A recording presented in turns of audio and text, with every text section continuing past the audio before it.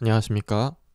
오늘은 화학주 반등을 예상하는 이유라는 제목으로 이야기를 좀 진행해 보고자 합니다. 어느새 벌써 9월이 되었습니다. 주요 제품 수출 실적부터 한번 살펴보겠습니다. 먼저 폴리프로필렌 쪽부터 한번 살펴보겠습니다.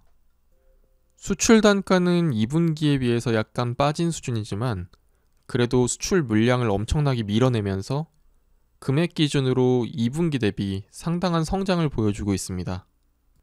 그 다음 폴리에틸렌 쪽 한번 살펴보겠습니다. 저밀도 폴리에틸렌 쪽도 단가가 2분기 대비해서 상당히 빠졌지만 수출 물량을 늘리면서 금액 기준으로는 거의 비슷한 수준의 수출을 달성하고 있습니다. 고밀도 폴리에틸렌 쪽도 2분기 대비 단가는 약간 하락했지만 2분기 대비 엄청나게 많은 물량을 밀어냄으로써 수출 금액은 오히려 증가한 모습을 보여주고 있습니다. 다음은 ABS 쪽 한번 살펴보시겠습니다. 이 ABS 쪽은 현재 1년 내내 호조를 보이고 있다고 보시면 될 것 같습니다. 1분기 대비 2분기가 좋았고 2분기 대비 현재 3분기도 좋은 모습을 보여주고 있습니다. 다음은 폴리카보네이트 쪽인데요. ABS보다 시황이 더 좋습니다. 수출 금액이 어마어마하게 늘어나고 있고 단가도 상승한 단가 그대로 유지하면서 견조한 모습을 보여주고 있습니다. 이상 이번 달 롯데케미칼 관련된 제품의 수출 실적에 대해서 알아봤고요. 아침에 커뮤니티를 통해 설명드렸던 내용인데 다시 한번 정리해서 알려드리겠습니다. 홍콩계 증권사 CIMB에서 이번 허리케인 아이다의 직접적인 수혜를 롯데케미칼의 자회사인 롯데케미칼 미국 법인이 누리게 될 것이라는 내용의 리포트를 발표했는데요. 폴리에틸렌 및 모노에틸렌 글리콜의 가격 인상이 예상된다는 내용입니다. 기사 내용을 보시면 전력 관련해서 아직도 이슈가 있고 피해 정도에 대한 정확한 자료가 나오지 못한 상황이라는 걸 확인하실 수 있고요. 아이다가 롯데케미칼 미국 법인이 위치한 레이크 찰스 지역을 피해갔으며 현재 전력 공급도 중단되지 않았기 때문에 생산이 계속 가능하다는 것을 알 수 있습니다. 저번 주 말에 예보대로 예상했던 경로를 거의 똑같이 따라갔다고 보시면 될 것 같은데요. 저 오른쪽에 석유화학 단지가 모여있는 미시시피 강의 바톤 루즈 지역은 예상대로 매우 큰 피해를 입었습니다. 그래서 얼만큼 피해를 입은 건데 라는 분들에게 드리는 자료인데요. 약 이 지역에서만 34개의 공장이 피해를 입었거나 입을 수도 있을 것으로 추산됐었는데 현재 2곳만 생산을 공식적으로 재개하기 시작했고 나머지는 아직 생산을 재개하지 못하고 있습니다. 저기 빨간색으로 밑줄 친 부분에 FM이라고 영어 두 글자가 있는데요. 이것이 무엇을 의미하냐면 불가항력적 계약 불이행을 뜻합니다. 천재지변 같은 사고로 인해서 계약을 더 이상 지속할 수 없을 때 선언하는 건데요. 아까 보신 자료에서는 공식적으로 3곳의 기업이 현재 불가항력적 계약 불이행을 선언을 했고 이 지역의 정전이 얼마나 오래 가느냐에 따라서 이 기업들은 점차 늘어날 것으로 보입니다.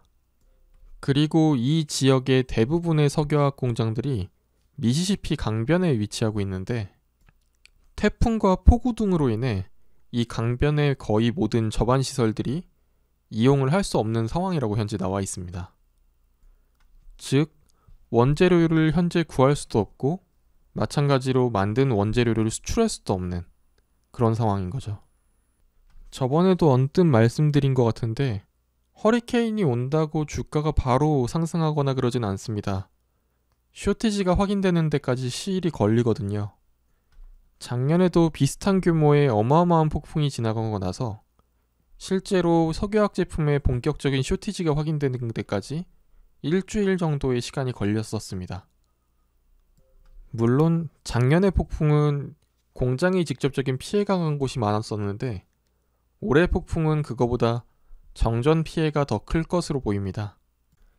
현지 기사에서 정전 복구까지 5주에서 6주 정도를 예상하는 것으로 보이는데 전력이 복구되고 나서 공장이 가동될 때까지 시일이 추가적으로 걸린다는 걸 감안하면 최대 2달 이상의 생산 중지가 일어날 수도 있는 상황이라고 보입니다.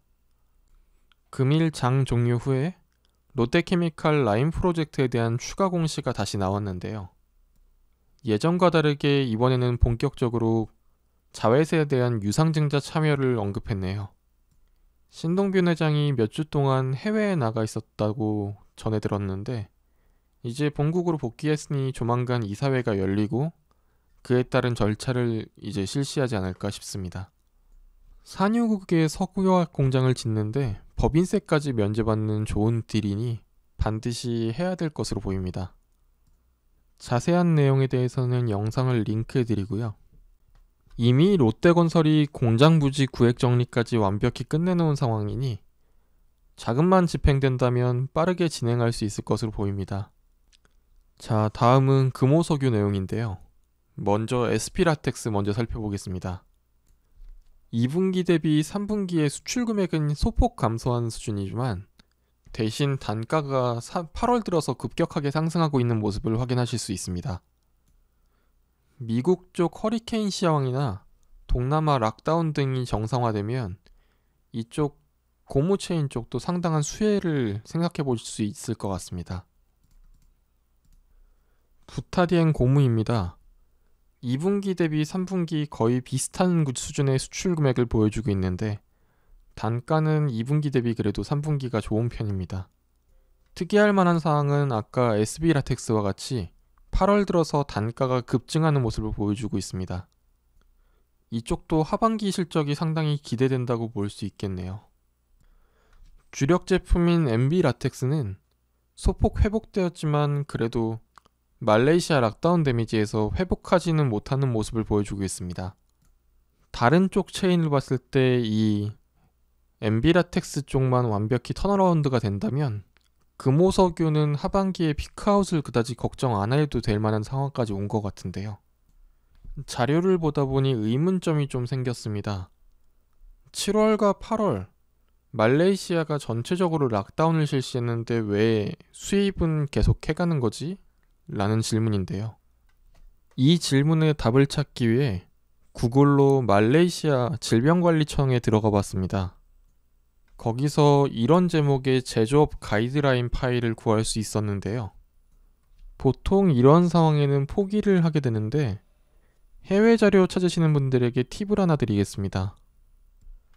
구글의 번역에 들어가면 이렇게 텍스트 번역만이 아닌 오른쪽 아이콘을 보시면 문서 번역도 가능합니다. 이 문서 번역을 클릭하신 뒤 소유하고 계신 PDF 파일이나 아니면 파워포인트 파일 같은 걸 첨부하시면 이렇게 아까 슬라이드 안에 있는 내용을 한글로 번역해 주기도 합니다. 빨간 줄에 있는 내용을 보시면 백신 예방접종을 2차까지 완료한 근로자의 비율에 따라 공장 가동률이 정해진다는 겁니다. 대부분의 라텍스 장갑 공장은 쿠알라룸푸르 주변에 위치하고 있는데요. 어제 기준으로 말레이시아 정부에서 발표한 전 인구 및 성인 기준 백신 접종 비율입니다. 저 위에 클랑밸리라고 가장 크게 빨갛게 표시해 놓은 지역은 쿠알라룸푸르가 포함되어 있는 지역입니다. 현재 2차까지 성인 백신 접종을 완료한 비율이 93.3%, 그리고 총 인구 대비로 68.3% 정도라고 할 수 있습니다. 이게 클랑밸리 주의 지도인데요. 가운데 보시면 쿠알라룸푸르가 위치하고 있는 걸 확인하실 수 있습니다. 즉, 현재도 부분적으로 공장이 가동되고 있고 백신 접종률이 올라감에 따라 공장 가동률은 점점 더 상승하고 있는 국면으로 보입니다. 이건 오늘 나온 말레이시아 뉴스인데요. 백신 접종 완료율이 높은 지역에 대해 논의 끝에 방역 단계를 다음 단계로 이행을 한다는 내용입니다. 쿠알라룸푸르가 있는 저 지역의 백신 접종률이 아까 뉴스에 나온 다음 단계로 이행하는 지역들보다 더 높은 것을 볼 때 조만간 다음 단계로의 이행, 즉 공장의 정상화가 빠르게 논의될 것으로 보입니다. 결국 금호석유의 엔비라텍스의 수출에 대한 불확실성이 제거되면서 하반기에는 실적의 정상화가 이루어지지 않을까 예상해 봅니다. 이번 주가 벌써 하루 남았습니다. 남은 하루도 모두 성공 투자하시기 바라겠습니다. 감사합니다.